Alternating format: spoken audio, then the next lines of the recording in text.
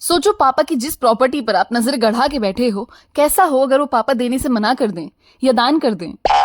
Hello everyone, स्वागत है आप सभी का सुख स्टॉक्स के एक और एपिसोड में। मैंने आपको पहले बताया था अस्ते यानी चोरी ना करना, और आज मैं आपको बताऊंगी अपरिग्रह यानी बहुत ज्यादा पैसा इकट्ठा ना करना।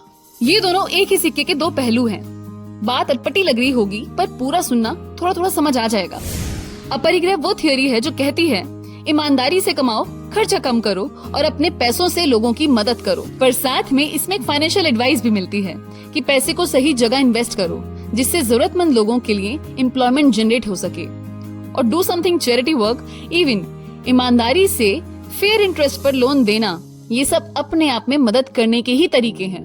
फिर मैंने सोचा तिजोरी में या खजाना छुपा के रखने में क्या बुराई है, तो इसका जवाब मुझे ये मिला कि नेचर की एक साइकिल है जिसका फर्स्ट रूल है कंटिन्यूअस मूव करना।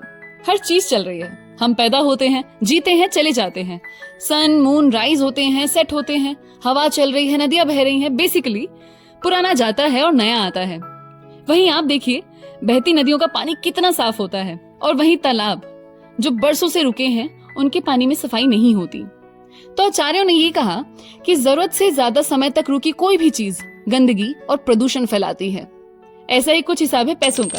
पैसों को इकट्ठा करते जाना, उसका कोई सही इस्तेमाल ना करना, हमारे अपने बॉन्ड्स, वर्क साइकिल, प्रोडक्टिविटी सभी को दूषित करती है। अब आप कहोगे कि हमारा पैसा कमाने वाले हम, खर्च करने वाले हम, तो इसमें किसी को क्या ही दिक्कत हो सकती है।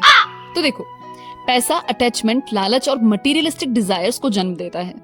ये दिन दिन सिर्फ भूख बढ़ाता जाता है। आज 10 है तो कल 100 चाहिए, कल 100 है तो परसों 1000 चाहिए होंगे। इस मटीरियलिस्टिक ग्रोथ के चक्कर में हम स्पिरिचुअल ग्रोथ को बिल्कुल भूल जाते हैं और उस रास्ते को इग्नोर कर देते हैं जो शुरू ही डिटैचमेंट के साथ होता है।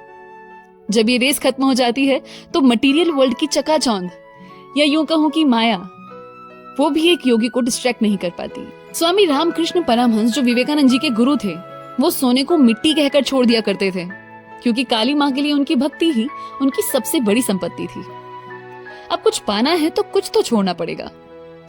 अब सवाल ये उठता है कि एक लाइफ को स्मूथ रखने के लिए क्या पैसे जरूरी नहीं है? फैमिली प्लानिंग, फ्यूचर सिक्योरिटी का क्या? तो इसे आप खुद एनालाइज करिए कि आपकी बेसिक नीड्स पूरी होने पर और कितना ज्यादा कमाने की जरूरत है।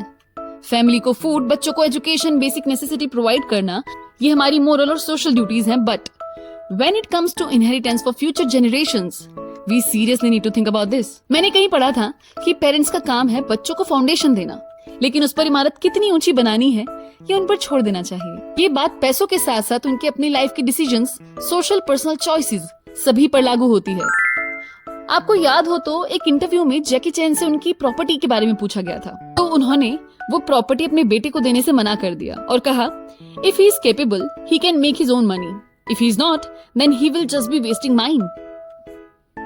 मेरे पापा ने भी पढ़ा था क्या ये? पॉकेट मनी नहीं देते। खैर, योग कहता है spirituality is the only luxury which comforts your soul. तो बस आज के एपिसोड में बस इतना ही।